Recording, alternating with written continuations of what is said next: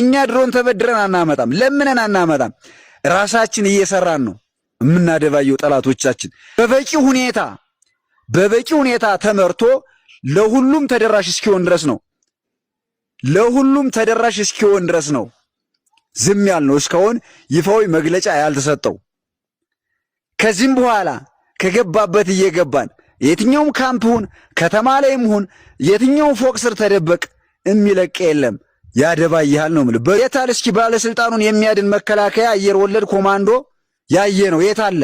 በማያልቅ ፕሮፓጋንዶ በማያልቅ ውሸቱ ህዝብን ሲያደናግር ኑሯል። ከእንግዲህ በኋላ በኢትዮጵያ ህዝብ ላይ አይቀልድም። ከእንግዲህ በኋላ በአማራ ህዝብ ላይ አይቀልዳትም። ከገባበት እየገባን እናወጣዋለን። እስከ ዛሬ ሲዘነፋ የኖረው ከቱርክና ከሳውዲ አረቢያ የተለያዩ ድሮኖችን እየተበደረ በህዝባችን ላይ ጭፍጨፋ ሲያካሂድ ቆይቷል። ጀግና አይፎክርም። ለዛ ነው ጠላቶች አማራን የሚፈሩት። ለዛ ነው አማራ ስልጣን እንዳይይዝ፣ አማራ ወንበር ላይ እንዳይቀመጥ፣ ኢትዮጵያን እንዳይመራ ብዙ ጥረት የሚደረገው። የኢትዮጵያ ህዝብ ግን ይሄን አላወቀም። የኢትዮጵያ ህዝብ ይሄን አላወቀም። የአማራ መርቶት ቢሆን ኑሮ እስካሁን ኢትዮጵያ የት በደረሰች ነበር? ይሄ ሁሉ ችግር ባልኖረ ነበር። ሀገራችን ባልተደፈረች ነበር። ሀገራችን በቴክኖሎጂ የት በደረሰች? ሀገራችን በግብርናው የት በደረሰች? ሀገራችን በሁሉም ዘርፍ የት ደረጃ ላይ በደረሰች ነበር? ከዓለም እኩል ትሰለፍ ነበር። ኢትዮጵያን ነፃ ሊያወጣ የሚታገለው ወደርክም ጠላም ቢመርም ዋጣው የአማራ ፋኑ ነው። በቃ የደቡብ ልጅ እየገባክ የአማራ ምድር ላይ ቤርሙዳ ነው ስልቀጥ አድርጎ ነው የሚበላክ። ወንድሞችን ትናንትና አይተሃል። ተማርከናል ሲሉ በሺ የሚቆጠሩ የመከላከያ ሰራዊቶች ተማረኩ በአማራ ሕፃን ልጆች። የሚሞተውን ተውት፣ ግን አሁንም እንዳትቀልድ እጅ ስጥ። አማራ ከባድ ነው በውጊያ። ለገዳዩ ላስገዳዩ ለብልጽግና ፓርቲ ብለክ እናትክን ጥለክ መተክ አማራ ምድር ላይ በሞት እንዳትቀጠፍ ለአማራ ፋኑ እጃችሁን ስጡ ካለን ቆይተናል። የደቡብ ልጆች ከምባታ፣ አዲያ፣ ወላይታ እግር ለሚያጥበው ለአማራ ፋኑ እጅህን ስጥ። ብልጽግና እንኳን አንተን አይደለም ሌላ ሰልቅቶ ይበላል። ትግራይ አይደለንም። ትክክለኛ የትግራይ ልጆች አሉ። አብረን እንሰራለን፣ አብረን እንታገላለን፣ እስከ መጨረሻ አብረን እንቀጥላለን። እና የአማራው ፋኖ ሰላም ብያለሁ። ጀግናችን ወንድማችን በርተልኝ፣ አይዞ ውድ አንተን በርተልኝ እና ጨርሻለሁ። ምርጥ ነው ማለት እኔ አይበሽቀኝ ማለት ስለማቃቸው ንግግሩ ማለት ሳይበር ላይ ሲመጣ እኔ አውቄው ነው መጣሁት ማለት የዚህ ማለ የሚያናድድ አለ የሚያስደስት አለ። የተለያየ አጋጣሚ ሲሞት ግን ማወቅ ያለብን ሁላችን ማለፍ ያለብንን ቻሌንጅ እንለፍ በጸባይ በትዕግስት በአንድነት። አብይ አህመድ በዚህ አጋጣሚ ጾምዶ የሚባል የሰሜኑ ክፋል መፍረስ አለብን ብሏል። አንደኛው ከኃይል በላይ ከጦርነት በላይ ጾምዶ የሚባል ኃይል መፍረስ አለብን ብሏል አብይ አህመድ።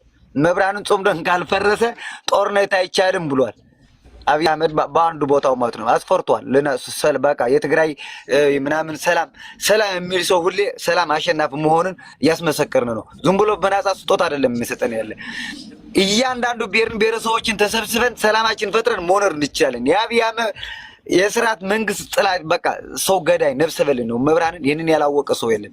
በእያንዳንዱ ቤት አንቆፍቋል እኮ በእያንዳንዱ ቤት እኮ አንቆፍቋ በቃ ማለት ድምጽ ስላጡ ነው እንጂ ሂድ በውላይታ ሂድ በሲዳማ ሂድ በሃዲያ በከምባታ በጋምቤላ በአፋር ቤትም ብሔረሰቦችን ወደ ጦርነት እየተማገዱ ወጣት እያለቀ ነው። የትኛው ዩኒቨርሲቲ ነው አስመርቆ ስራ ሰጥቶ ለወጣት? የትኛው አየርፖርት ነው አስመርቆ በትግራይ ወይም በአማራ ወይም በአፋር ወይም በተለያየ የድሮን ማረፊያ አይደል አድርጎት ያለ? ይሄን መንግስት አታጫውጩ ብሎት ጎበዝ በቃ ህገ ነፍሰ በላ አውሬ በሊ ነው። እነሱን የመከራችሁ ህዝቡን ወደ ጦርነት አትማኩቱ። አሁን አንድ አማራ ነው የሚል የአማራ ልዩ ኃይል ነው ያለ አሁን ስለ ትግራይ ጦርነት ባለፈው ምናምን መንቆስቆስ እንዲናገረና መልስ እንዲሰጥበት ነጥብ መስጣት ነው እንጂ ተንኮርኩረ ለአማራ ህዝብ ብሎ አይደለም። እኔ እንግራ ሰማውቀው ህዝቡን በታንክን በድሮን እየተደበደበ ከኔ ጋር የሚያጋጭ አንዲት ሰከንድ የለው። ለዛውም ኮስኛ የበለጥነ ነው። እዛው ቆሻሻው ላይ አሁን በዚህ ባሁን በአማራ ክልል ያለ ምድረግ ያለ ጦርነት እኮ የመጨረሻ ቆሻሻ እኮ ነው። ነፍሰ በሊ እኮ ነው። ሀገር አጥፊ እኮ ነው። አውዳሚ እኮ ነው። የመጨረሻ ያሉበትን ህይወት እዩት። በአማራ ክልል መብራንን እናቶች ንብረታቸው ሀብታቸው ይወደመ ነው። የተቃጠሉ ነው። እንደጉድ ነጋም በድሮን መሸም በድሮን 24 ሰዓት በታንክም በድሽቃም የሚጨፈጨፍ ያለ ህዝብ ነው። እንኳን ደህና ድምጽ መስዋዕት ብትከፍለትም ችግር የለበትም እኮ ያንዴ እንዲህ ሊል አይችልም። ግን ሌባ ነው። በቃ ራሱን የደበቀ ራሱን የሸወደ ሞጥፎና ለማወቅ ነውና ችግር የለበኝም። ግን አንድነቱን አጣናክሮ ወደ ነበረበት የራሱን ህይወት ለመውጣት የሚሰራበት ቻሌንጅ ካለው ግን ይሄድበት። አብይ አህመድ ይውጣ ነው በቃ ስርዓቱ። ከስርዓቱ አብይ ከወጣ ችግር የለበትም። ታብታብ አድርጉ ወዲ ለምነግሪ ብለ አስገው አብይ አህመድ ወዲ ጀግናው በእውነት አጠገብክ በሆነ እግርክን ነው ማጠው። አንተ ጀግና ነህ። ፖለቲካ ሊያሰራክ ፈልጎ እኮ ዝም ነው ያልከው እኮ። አየህ ይሄ ነው መሰል ማለት። እናቴ ትሙት 320 ሰው አላችሁ። የወዲን ቤት ደብለቅለቅለቅለቅ አድርጋችሁ ኮፒ ሊንክና ሼር አድርጉለት። ይሄ ጀግና ነው። ከአማራ ጎን የሚቆም ጀግና። እናቴ ትሙት አማራ ነኝ ብሎ ፖለቲካ ሊሰራ መጣ። ሚሊሻ ነኝ ብሎ ዝተታም እዚህ ላይ እኮ በቃ ሰው በመሆኑ በቂ ነው። እዚህ ላይ እኮ ሰው በመሆኑ እኮ በቂ ነው። እናቶች እኮ ሞተ ማለት አንድ ታጣቂ ኃይል የራሱን እናት ለማስጠበቅና ለሞነር ከፈለገ የሌላው እናትን ሞነር አለባት። የኔ እናት ስትኖር ያቺ ናት ከሄጄ ከገደልኩላት እኔም እናትም ልጅዋ ሞተ እንደሚገድላት እርግጥ ነው። ይሄ ማንም ሊያጭበረብር አይችልም። ስለዚህ እውነት ለመስራት በእውነት እንስራ ነው። እንሰለፍ በቃ እናቶች እኮ መሞት ንቁም አንዴ በቃ ስነ ልቦና ያስፈልገናል እኮ ህሊና ሞኖር ያስፈልገናል። አብይ አህመድ የሚያርገው ያለው ጄኖሳይደር በየርክበት ከስከሳ ጦርነት ለስልጣን ነው። ትርጉም የለውም። የፈለገ ኢትዮጵያ መምራት እኮ የኢትዮጵያ ብሔር ብሔረሰቦችን 86 ብሔር አለ እኛ የምናውቃቸው በታሪካችን ከ86ም የወጣ ብሔር ካለ ገና ታሪኩ ላይ ያልተሰነደበት ይሰጥ መብቱ በቃ እና ሰው በመሆን ይቅረብ። ሐሳቡን ያንጸባረቅ። ለኢትዮጵያ የምትኖርበት ህዝብ ሰላም ስንኖር ነው። ከሰላም ውጭ ያለ ነው እኮ ምን ነው ታቃለቅ። አንዳንድ ጊዜ አማራን ኢጂፕታዊና ሶማሊያ ያረጉታል። አማራን እየተገደለ ያለው ምን አገባችሁ እያሉ እኮ ነው እኛ ቅስም ለማቀጨጭ የሚሞክሩት። አማራ ኢትዮጵያ አይደለም ወይ? ያንተ እናትስ ብትሞት የኔ እናትስ ብትደፈር በመከላከያ የሚደፈሩ ህጻን ልጆችስ የጠፉ ዩኒቨርሲቲ ተማሪዎችስ ባለስልጣን እነ ክርስቲያን ታደለ በእስር ቤት ውስጥ በበሽታ የሚማቅቁትስ የደቡብ ልጅ አናሳ ነው ተብሎ በአዲስ አበባ ምድር ላይ በሰንሰለት ታስሮ ከየት ነው የመጣው ይባላል አማርኛ እያወራ። ይሄ ነው ወይ ኢትዮጵያ? የትኛዋን ኢትዮጵያ ነው የምትሉን? ይሄን ነው የምናገረው። ድል ለአማራ ፋኖ እያልኩ ታገላለሁ። አሁንም ቀጥሉበት። መስኪ ቀጥል እስቲ ቀጥይ። ወይም ሰላም ለሀገሬ። አንተ ምንድነህ? ጆዲ ዝናብ ስለሆነ ነው። እንዴት ናችሁ? ሰላም ናችሁ? ሰላም ትናንትና ስናወራ ነበረ እና በጎንደር ደቡብ ጎንደር ላይ እኮ መስገድ ረስቼ ለዛ ነው። ኧረ ተው ደህና ነህ? መጠራጠር እኮ ነው መብርሃን። አንተ የመጠራጠር አለብኝ። ሰው ማመን ትቼዋለሁ። የራሴም ቢሆን የእናቴ ቤትም በዚህ ፌስቡክ ላይ አላምነው ነገር የሚወልድ ሰው አለ። መብርሃንን ነገር የሚፈለፍልህ በቃ ወል ማስገበት ወይ የሚገርም ሰው ነው እውነት። በቃ የሆነ ነገር ያለ ለማለት ነው።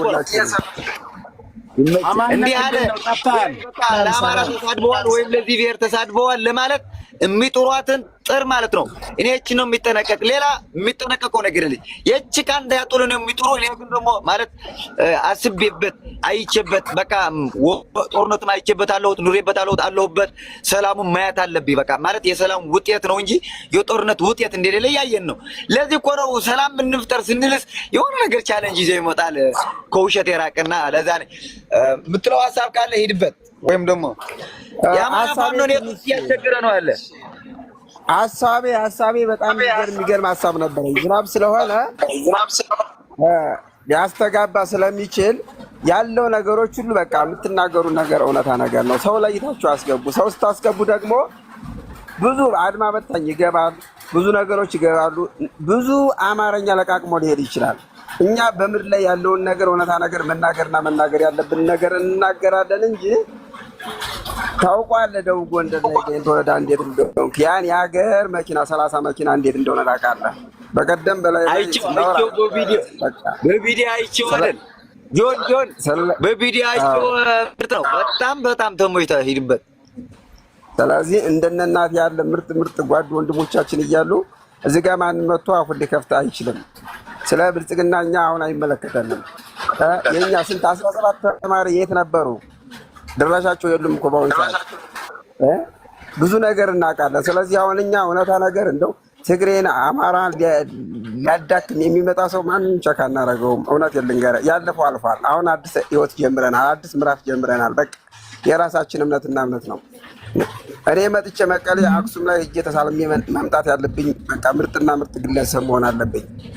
አንተ መተላል ይበላ መጣ ተሳልማችሁ መሄድ ያለባችሁን ነገር መፍጠር አለብን እንጂ እዚህ ጋር ፖለቲካ ፈጥሮ እኛ ሊያባሉ የሚመጡ ሰዎችን አትስሟቸው።